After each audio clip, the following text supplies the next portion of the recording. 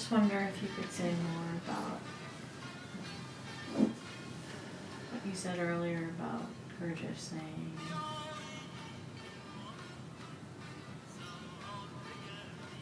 it's best to stay on the journey. Maybe you could talk about that in the context of course, there being no guarantees. I just wonder if there comes a point where the young man you talked about playing the piano, that he's been trained from such a young age that eventually it just lives inside him. And then is it the case that, I don't know, his expectations fall away to some extent, and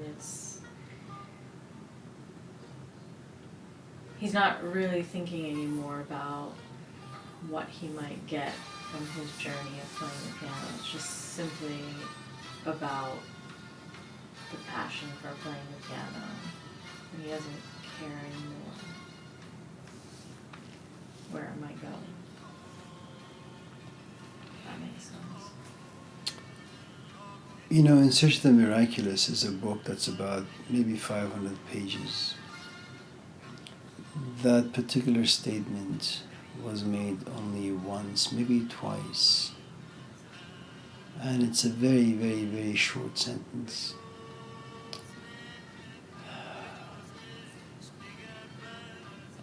I'm not really quite sure how important or valuable that sentence is within the context of the entire book.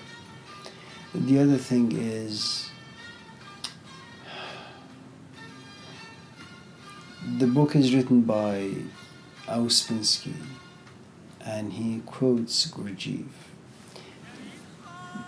The thing you need to, first of all, I think, understand about this thing is that Ouspensky, kind of like Allison, happened to be in a fragile mood.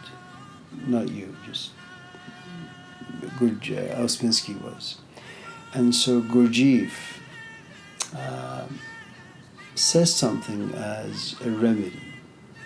Okay. Gurdjieff is a teacher. Ouspensky is a student.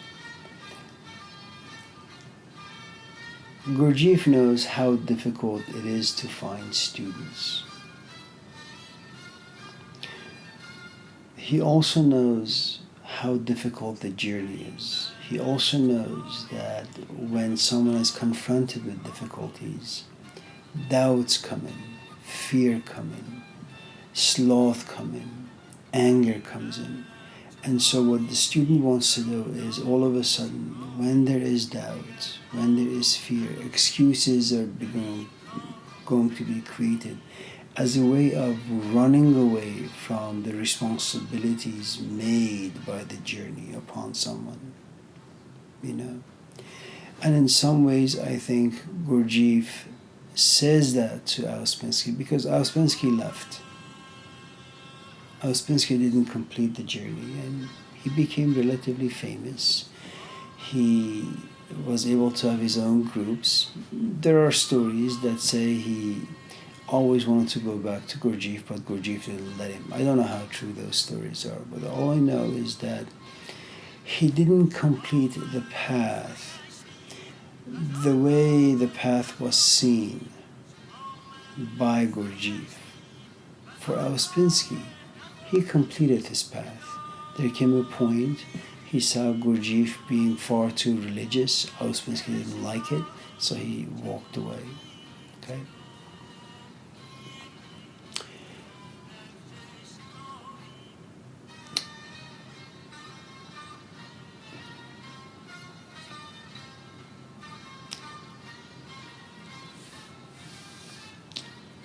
You know, Cassie, forgive me, I've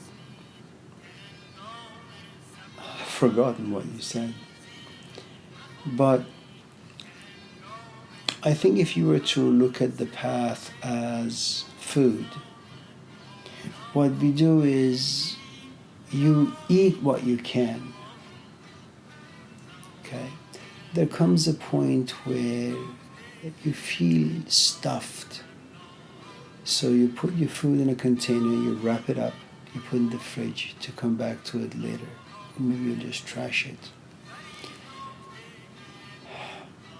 I think all of us get to a place where maybe it's 1 year, maybe it's 2 years, maybe 5 years. There comes a point where you feel as if you're full. There is nothing more that you want. You're comfortable with what you have received, and that's enough. It doesn't mean that you're going to be content for the rest of your life, you know.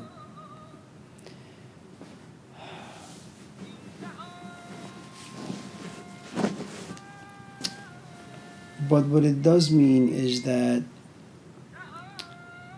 you have received enough and proper amount of nourishment, which means that now you could focus your attention on buying a house, focus your attention on getting married, having a few kids, getting a few jobs, going to gatherings, having a good time with your friends. And when the time is appropriate, you open the fridge, you take out this dish, and you eat some more of it. You know, the thing is, once something is cemented inside you, you can't really walk away from it. Everything else that you do in life is like a rest area. You go out to get some rest, then eventually you'll go back to what is your home. I mean, look, there are a couple of things. First, you are somewhat of an introvert. Second, you have always been asocial. Third, you have always enjoyed reading books.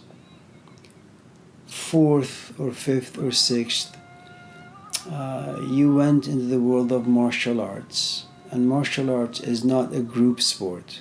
It's an individual sport. It's a single person sport, which means that you like to do things on your own. You don't like companionship, okay? Then you started doing philosophy at the age of 15 or 16 or 17.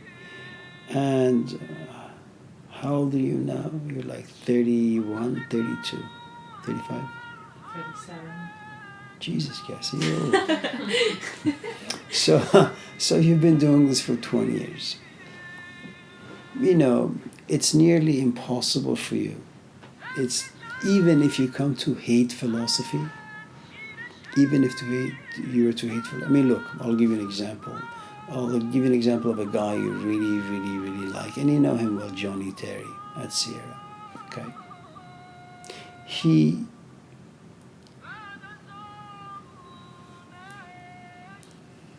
doesn't read the Bible because he enjoys the Bible. He reads the Bible to protect homosexuality.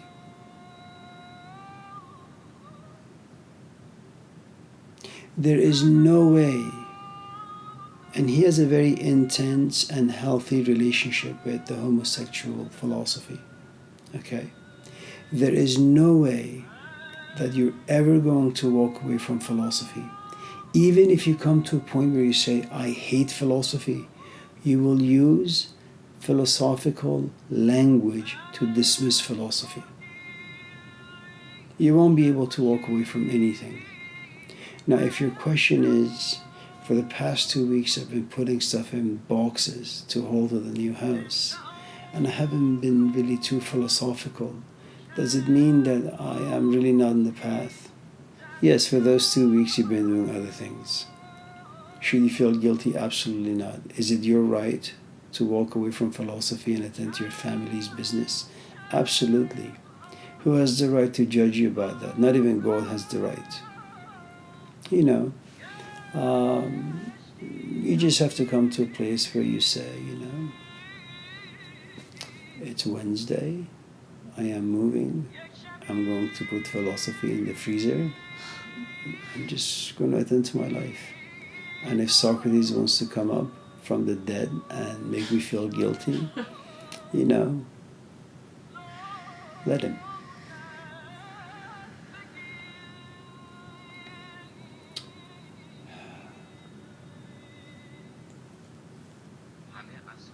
You know, or in case of Stacy, she has always enjoyed working with people. Not healthy people. People who just need help. You know? That's not something you can walk away, it's just in your blood. You know, you should watch Rambo number 3 or 4. And that's exactly what he says. You know, you try to run away from being a soldier, from having the, you know, military temperament. And he says, you know, this is who I am. This is what I am. You can't run away from what lives inside you. You know, Karl Marx, when he was having financial difficulties, he wrote. When he saw miseries in the face of workers, he wrote. When he was feeling anguish within, he wrote. Engels, his friend, for a 2-period time, he sent him a lot of money and took care of him and his family. During those 2 years, he didn't write a single word. He just relaxed, you know. Went to coffee shops, ordered mocha, Americana, croissants. That's all he did.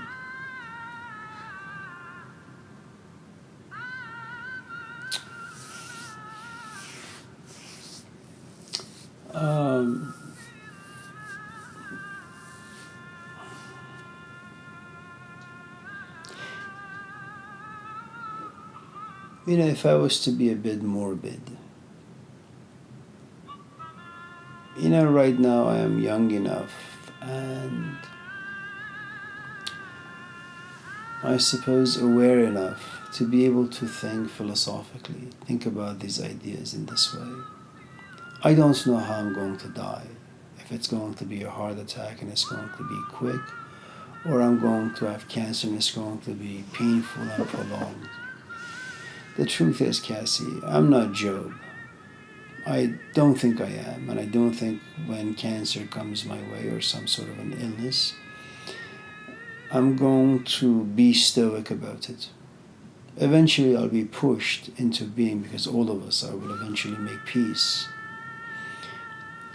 But I don't think while on my deathbed I'm going to say to myself, I can't write. I'm feeling really bad about not writing.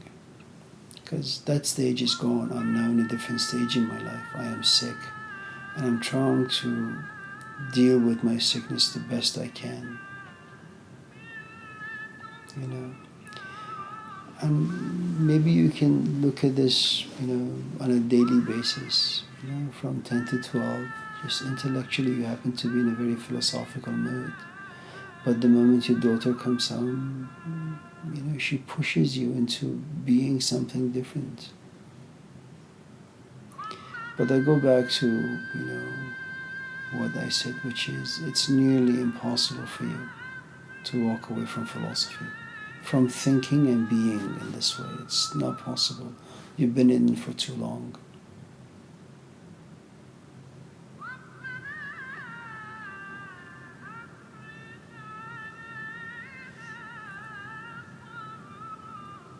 So I guess I wonder,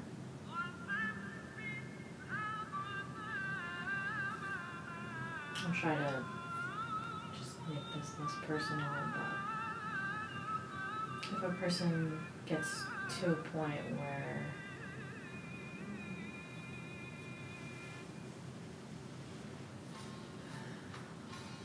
intellectually they know that, and maybe even in some part of themselves they know that they can't live without that. these ideas. But then the idea is somehow being taken away, whether it's, I don't know how that would happen, but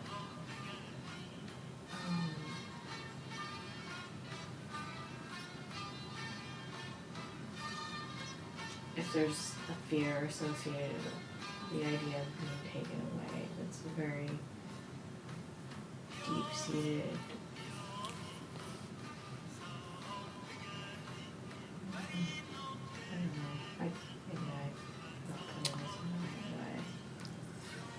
No, you are.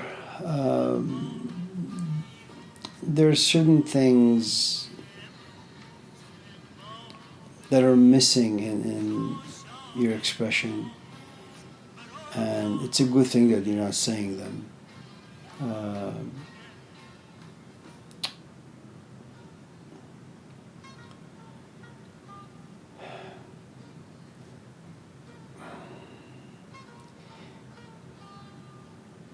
This may be unrelated. I remember reading about Soren Kierkegaard, that he had found religious ideas so painful.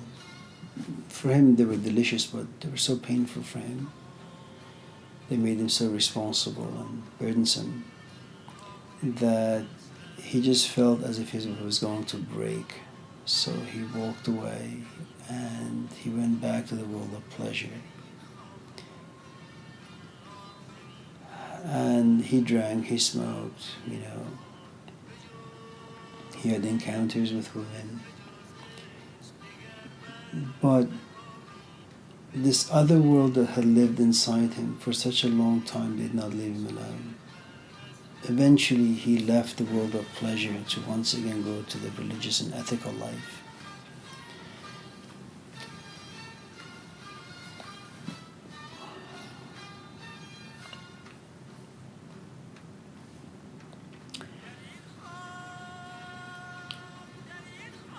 The only thing I can say is that it's impossible for these ideas to leave you.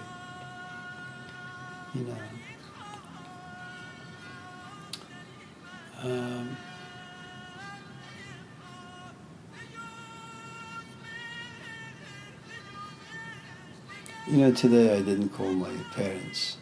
Tomorrow when I call them, I know exactly what my mom is going to say, which is, Amir, you didn't call me yesterday. And in my mind I say, Mom, you have a husband, you have a son, you have a daughter close by. You're not feeling well yourself. Why would you even think of me? You have all this stuff going on in your life.